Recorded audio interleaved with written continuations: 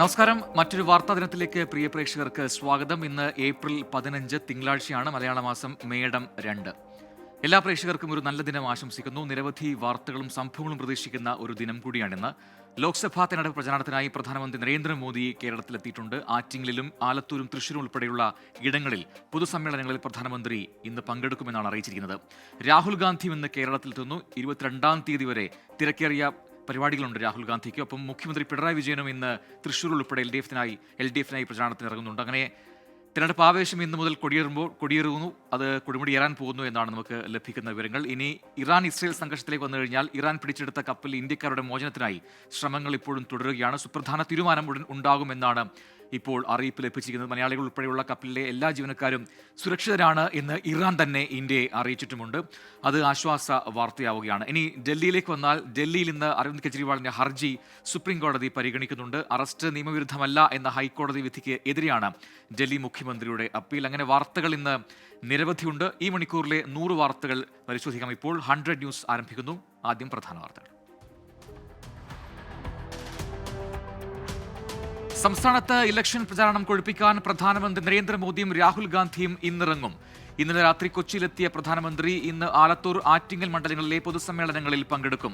സുൽത്താൻ ബത്തേരിയിലെ road ഷോയ്ക്ക് ശേഷം രാഹുൽ ഗാന്ധി കോഴിക്കോട്ടെ UDF റാലിയിൽ പ്രസംഗിക്കും. പ്രകാശ് കാരാട്ട്, D രാജ തുടങ്ങിയ ദേശീയ നേതാക്കളും മുഖ്യമന്ത്രി പിണറായി വിജയനും LDFിനു വേണ്ടി വിവിധയിടങ്ങളിൽ പ്രചാരണം നടത്തും. ഇറാൻ പിടിച്ചെടുത്ത കപ്പലിലെ ഇന്ത്യക്കാരുടെ മോചനത്തിൽ സുപ്രധാന തീരുമാനം ഉടൻ. വിദേശകാര്യമന്ത്രി S ജയശങ്കർ ഇറാൻ വിദേശകാര്യമന്ത്രിയുമായി നടത്തിയ ചർച്ചകളുടെ അടിസ്ഥാനത്തിലാകും നടപടികൾ.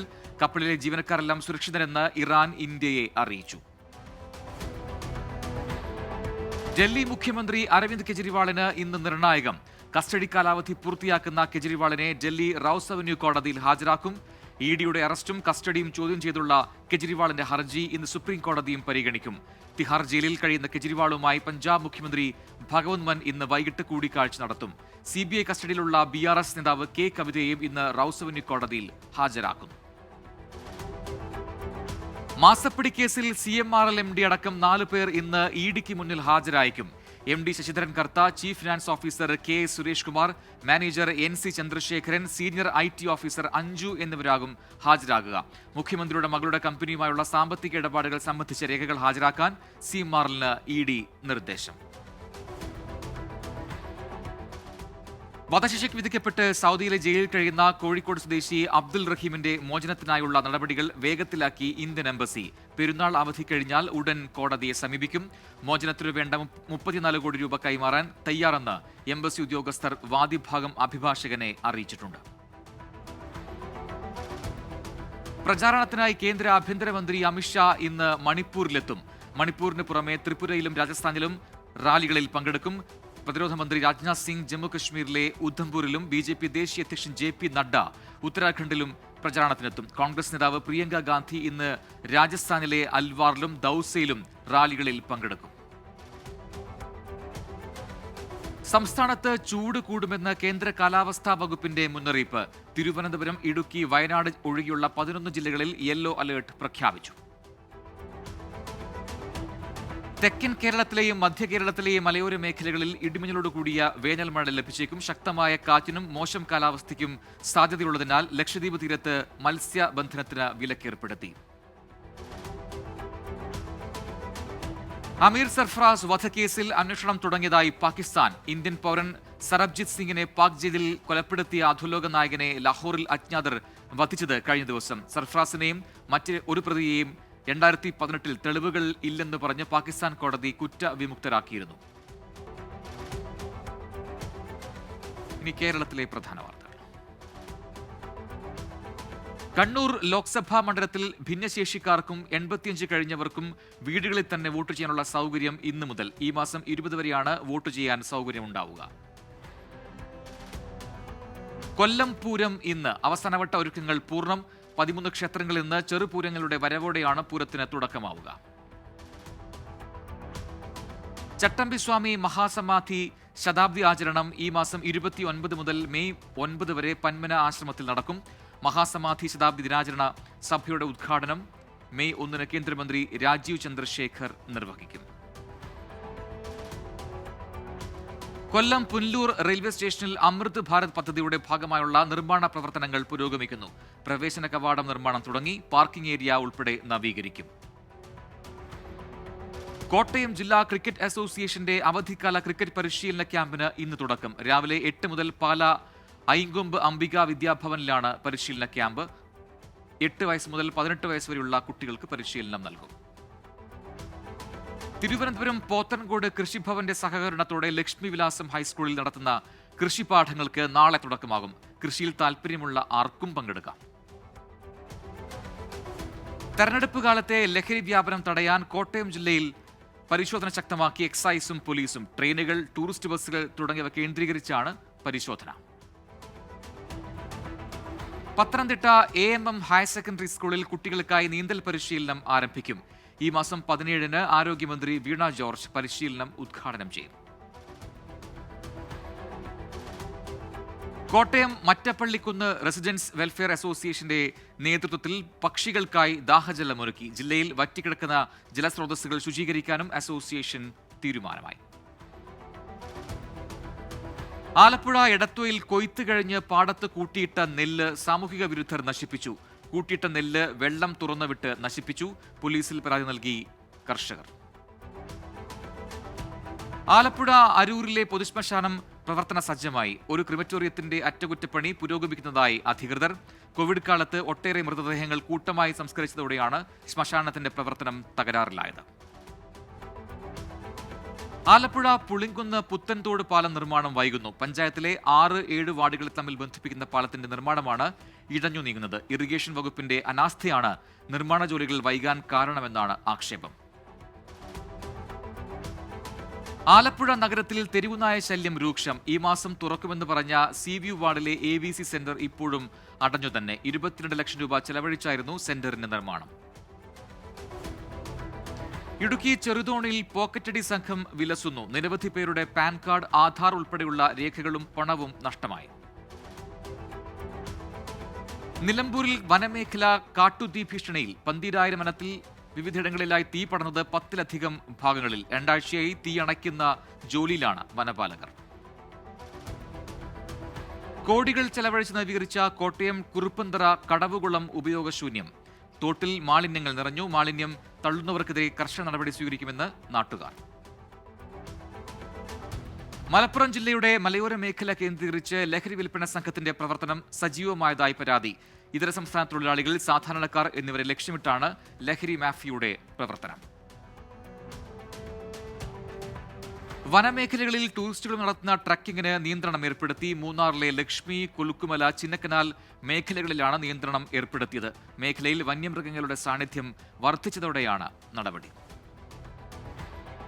എക്കലും ചെളിയും അടിഞ്ഞ് ആഴം കുറഞ്ഞതോടെ പെരിയാറിലും കൈവഴികളിലും തിട്ടകൾ രൂപപ്പെട്ടു. വൻതോതിൽ എക്കലടിഞ്ഞത് പെരിയാറിൽ മേത്താനം ഭാഗത്തും കൈവഴിയായ ആനച്ചാൽ പുഴയിലും. മണ്ണുയർന്നു വന്നതോടെ വേലിയേറ്റവും വേലിയിറക്കവും സുഗമമായി നടക്കുന്നുമില്ല. പാലക്കാട് കാഞ്ഞിരപ്പുഴ അണക്കെട്ടിലെ ജലനിരപ്പ് കുറയുന്നു. തെങ്കര വലതുകര കനാലിലൂടെയുള്ള ജലവിതരണം നിർത്തി. ഒറ്റപ്പാലം മേഖലകളിലേക്കുള്ള ഇടതുകര കനാലിലൂടെയുള്ള ജലവിതരണം ഉടൻ നിർത്തിവെക്കും. വയനാട് ചീയമ്പം കോളനിയിൽ ശുദ്ധജലക്ഷാമം രൂക്ഷം. ജൽജീവൻ മിഷൻ പദ്ധതിയിൽ വൻതുക മുടക്കി പൈപ്പ് ലൈൻ സ്ഥാപിച്ചെങ്കിലും വെള്ളം എത്തിയില്ല. കോളനി നിവാസികൾ ഇപ്പോൾ ജലം വാങ്ങുന്നത് വൻ തുക നൽകി. കണ്ണൂർ പരിയാരം ഗവൺമെന്റ് മെഡിക്കൽ കോളേജിൽ മൃതദേഹങ്ങൾ സൂക്ഷിക്കാൻ ഇടമില്ല. മോർച്ചറിയിലെ ഫ്രീസറുകൾ പ്രവർത്തിക്കാത്തതാണ് പ്രതിസന്ധി. നിലവിൽ മൃതദേഹങ്ങൾ വിവിധ ആശുപത്രികളിലേക്ക് കൊണ്ടുപോകേണ്ട അവസ്ഥയാണ്. നോക്കാം പ്രധാന അറിയിപ്പുകൾ. പ്രധാനമന്ത്രിയുടെ സന്ദർശനത്തോടനുബന്ധിച്ച് കാട്ടാക്കടയിൽ ഇന്ന് ഗതാഗത നിയന്ത്രണം. രാവിലെ 10 മുതലാകും നിയന്ത്രണം. കാട്ടാക്കടയിലേക്കുള്ള മുഴുവൻ റോഡുകളും അടയ്ക്കും. നെടുമങ്ങാട് ഭാഗത്തു നിന്ന് വരുന്ന വാഹനങ്ങൾ നക്രാഞ്ചിറയിൽ യാത്ര അവസാനിപ്പിക്കണം. ഏലൂർ മഞ്ഞുമ്മൽ ഭാഗത്ത് ഇന്നും നാളെയും കുടിവെള്ള വിതരണം മുടങ്ങും. വാട്ടർ പമ്പിംഗ് സ്റ്റേഷനിൽ അറ്റകുറ്റപ്പണികൾ നടക്കുന്നതിനാണ് നിയന്ത്രണം. കൊല്ലം മൈനാഗപ്പള്ളി തേവലക്കര റോഡിലെ ലെവൽ ക്രോസ് ഇന്ന് അടച്ചിടും. നാളെ രാവിലെ 6 വരെയാണ് അടച്ചിടുക. അറ്റകുറ്റപ്പണികളുടെ ഭാഗമായാണ് നിയന്ത്രണം. ആലപ്പുഴ സഹൃദയ ആശുപത്രിയിൽ ഇന്നു മുതൽ ഈ മാസം 20 വരെ സൗജന്യ ഓർത്തോ സർജറി ക്യാമ്പ് നടത്തും. മുൻകൂട്ടി ബുക്ക് ചെയ്യുന്നവർക്ക് എക്സ്റേയിൽ 25% ഇളവുണ്ടാകും. CMFRI കരാറടിസ്ഥാനത്തിൽ ജൂനിയർ റിസർച്ച് ഫെലോയുടെ ഒഴിവിലേക്ക് അപേക്ഷ ക്ഷണിച്ചു. വിശദവിവരങ്ങൾക്ക് വെബ്സൈറ്റ് സന്ദർശിക്കുക. കേരള ഫിഷറീസ് സമുദ്ര പഠന സർവകലാശാലയുടെ കീഴിലെ പയ്യന്നൂർ ഫിഷറീസ് കോളേജിൽ MSc, MBA, MTech, PhD എന്നീ കോഴ്സുകളിലെ പ്രവേശനത്തിന് അപേക്ഷ ക്ഷണിച്ചു. അപേക്ഷ നൽകേണ്ട അവസാന തീയതി ഈ മാസം 18. കേരള സർവകലാശാലയുടെ കാര്യവട്ടം ക്യാമ്പസിലെ ജിയോളജി പഠന വകുപ്പിൽ 3 വർഷത്തെ പ്രോജക്റ്റിലേക്ക് ഫെലോ നിയമനം നടത്തുന്നു. അഭിമുഖം ഈ മാസം 17. കൊല്ലം പാരിപ്പള്ളി സർക്കാർ മെഡിക്കൽ കോളേജിൽ ജൂനിയർ റെസിഡന്റ് തസ്തികയിലേക്ക് നിയമനം നടത്തുന്നു. അഭിമുഖം ഈ മാസം 17. കാലടി ശ്രീശങ്കര കോളേജിൽ statistics, botany, physics, economics, English വിഷയങ്ങളിൽ ഗസ്റ്റ് അധ്യാപകരെ നിയമിക്കുന്നു. അപേക്ഷ സമർപ്പിക്കേണ്ട അവസാന തീയതി ഈ മാസം 20. കാലടി സംസ്കൃത സർവകലാശാലയിൽ MA മ്യൂസിക് കോഴ്സിലേക്ക് അപേക്ഷ ക്ഷണിച്ചു. ഈ മാസം 24 വരെ അപേക്ഷിക്കാം. റബ്ബർ ബോർഡിന് കീഴിലുള്ള national institute for rubber training rain ഗാർഡനിംഗിൽ പരിശീലനം നൽകുന്നു. ഈ മാസം 18-നാണ് പരിശീലനം ആരംഭിക്കുക. കൂടുതൽ വിശദ വിവരങ്ങൾക്ക് 048123511313 എന്ന നമ്പറിൽ ബന്ധപ്പെടാം. Neyyattinkara Idanji Santo Malankara arts and science കോളേജിൽ ഗസ്റ്റ് അധ്യാപകരുടെ ഒഴിവ്. ഇംഗ്ലീഷ്, കെമിസ്ട്രി, കൊമേഴ്സ്, ഹിന്ദി എന്നീ വിഷയങ്ങളിലാണ് ഒഴിവുള്ളത്. സഹകരണ വകുപ്പിന് കീഴിലുള്ള തിരുവനന്തപുരം കിക്മ 2024-26 MBA കോഴ്സ് പ്രവേശനത്തിലുള്ള അപേക്ഷ ക്ഷണിച്ചു. അഭിമുഖം ഈ മാസം 17 രാവിലെ 10 മണിക്ക്. ദേശീയ വാർത്തകൾ. അമർനാഥ് യാത്രയ്ക്ക് മുന്നോടിയായി ജമ്മുകശ്മീർ ITBP ജവാന്മാർക്ക് സുരക്ഷാ പരിശീലനം നൽകി. പരിശീലനം നൽകിയത് 300 പേർക്ക്. ജൂണിൽ അമർനാഥ് തീർത്ഥാടനം ആരംഭിക്കും. ഇസ്രയേലിലേക്കുള്ള വിമാന സർവീസുകൾ നിർത്തിവെക്കാൻ ഇന്ത്യ. ഇറാൻ ഇസ്രയേൽ സംഘർഷം രൂക്ഷമായതിനെ തുടർന്നാണ് നടപടി. ഇസ്രയേലിലെ ടെൽ അവീവിലേക്കും തിരിച്ചുമുള്ള സർവീസുകളാകും റദ്ദാക്കുക. ഡൽഹിയിലെ ദ്വാരക ഏരിയയിൽ 2 സ്കൂൾ ബസ്സുകൾ കത്തിനശിച്ചു. സ്കൂളിൽ പാർക്ക് ചെയ്തിരുന്ന ബസ്സുകളാണ് കത്തിനശിച്ചത്. ഡൽഹി ഇന്ദിരാഗാന്ധി അന്താരാഷ്ട്ര വിമാനത്താവളത്തിൽ 62 ലക്ഷം രൂപ വിലമതിക്കുന്ന സ്വർണം പിടികൂടി. ബാങ്കോക്കിൽ നിന്നെത്തിയ യാത്രക്കാരൻ അറസ്റ്റിൽ. ചെന്നൈയിൽ ട്രെയിനിൽ നിന്ന് 4 കോടി രൂപ പിടിച്ചെടുത്ത കേസിൽ BJP നേതാക്കൾക്ക് സമൻസ്. തിരുനെൽവേലിയിലെ BJP സ്ഥാനാർത്ഥി നൈനാർ നാഗേന്ദ്രൻ ഉൾപ്പെടെയുള്ളവർക്കാണ് പോലീസ് സമൻസ് അയച്ചത്. രാമനവമി ആഘോഷങ്ങളുടെ ഭാഗമായി അയോധ്യ രാമക്ഷേത്രത്തിലെ സുരക്ഷ വർദ്ധിപ്പിച്ചു. വിപുലമായ ക്രമീകരണങ്ങൾ ഏർപ്പെടുത്തി ഉത്തർപ്രദേശ് സർക്കാർ. ഈ മാസം 17-നാണ് രാമനവമി. ഉത്തർപ്രദേശിലെ കാൺപൂരിൽ പ്രായപൂർത്തിയാകാത്ത പെൺകുട്ടിയെ പീഡിപ്പിച്ച കേസിൽ മതപുരോഹിതൻ അറസ്റ്റിൽ. പെൺകുട്ടി വീട്ടുകാരെ വിവരമറിയിച്ചതിനെ തുടർന്നാണ് പുരോഹിതൻ പിടിയിലായത്.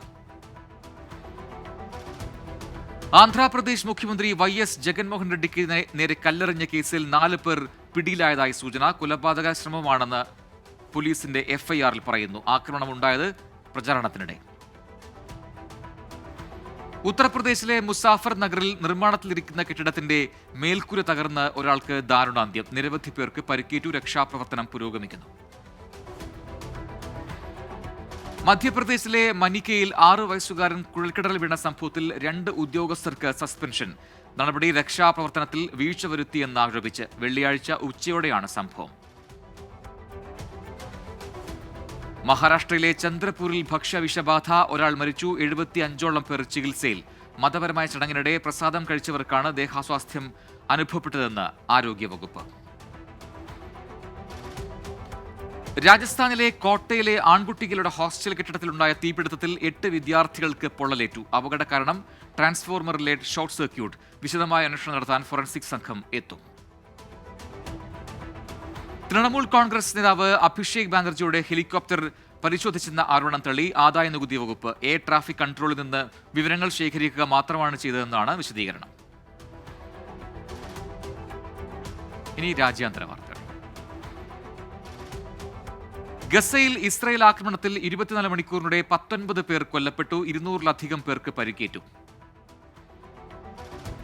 സിഡ്നിയിൽ മാളിൽ 6 പേരെ കുത്തിക്കൊലപ്പെടുത്തിയ അക്രമിയെ വെടിവെച്ച് കൊലപ്പെടുത്തിയ പോലീസ് ഉദ്യോഗസ്ഥനെ അഭിനന്ദിച്ച് ഓസ്ട്രേലിയൻ പ്രധാനമന്ത്രി ആന്റണി ആൽബനീസ്.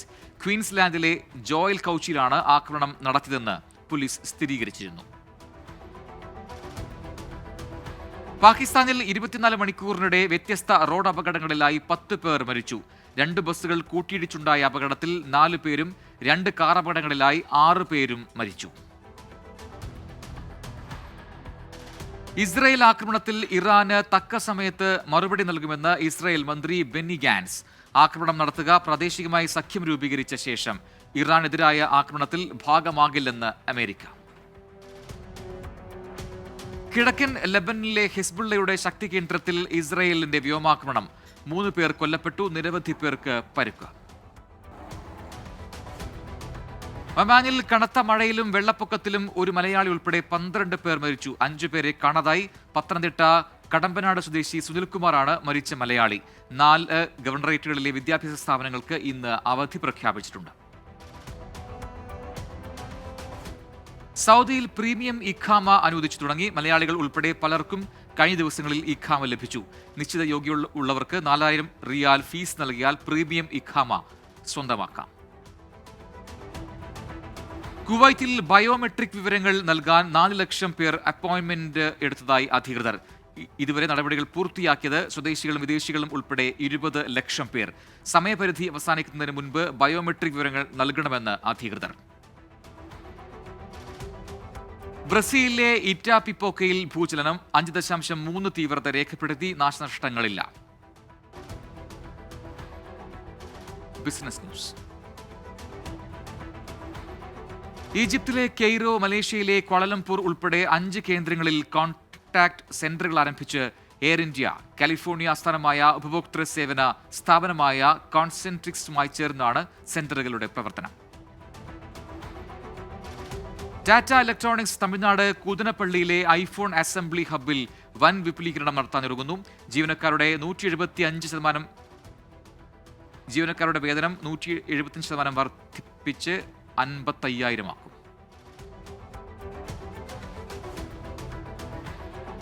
ഇന്ത്യയിൽ നിന്നുള്ള 2 ലക്ഷത്തിലധികം അക്കൗണ്ടുകൾക്ക് വിലക്കേർപ്പെടുത്തി ഇലോൺ മസ്കിന്റെ ഉടമസ്ഥതയിലുള്ള എക്സ്. ഫെബ്രുവരി 26-നും മാർച്ച് 25-നും ഇടയിൽ കമ്പനി വിലക്കേർപ്പെടുത്തിയത് 2 ലക്ഷത്തിലേറെ അക്കൗണ്ടുകൾക്ക്.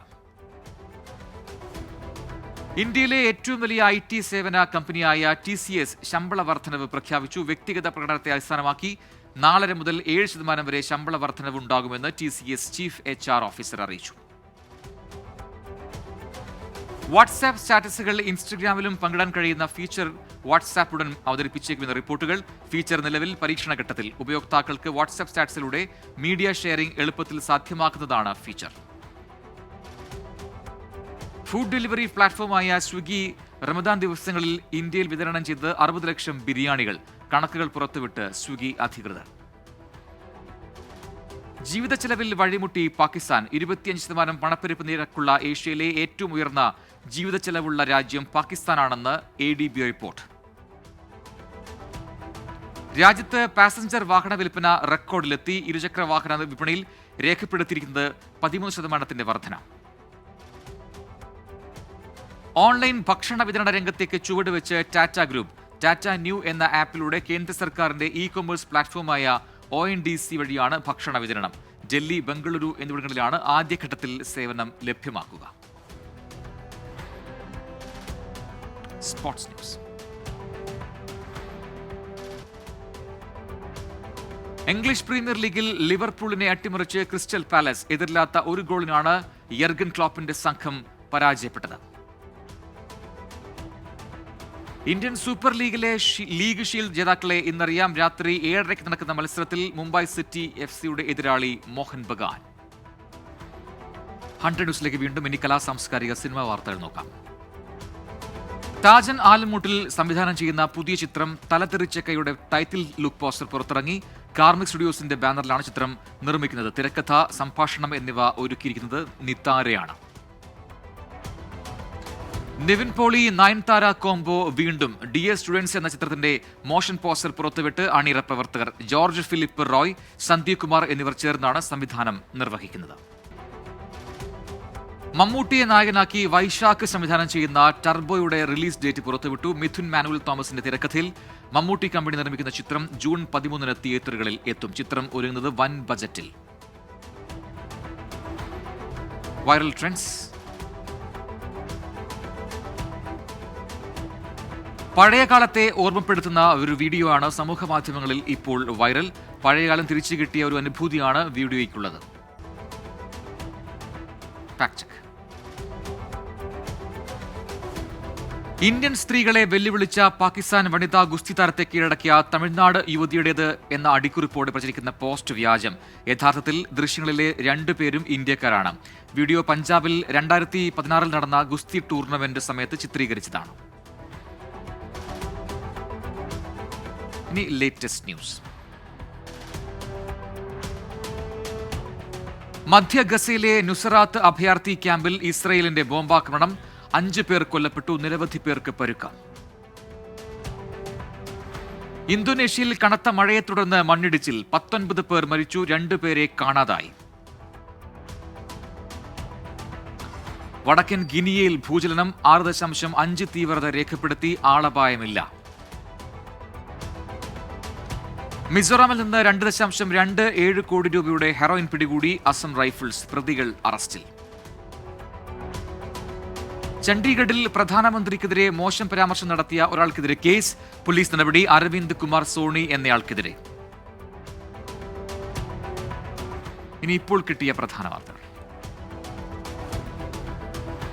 തെക്കൻ റഷ്യൻ നഗരമായ ഓറൻബർഗിൽ കനത്ത മഴ. 1000കണക്കിന് വീടുകൾ വെള്ളത്തിനടിയിലായി. നിരവധി പേരെ മാറ്റിപ്പാർപ്പിച്ചു.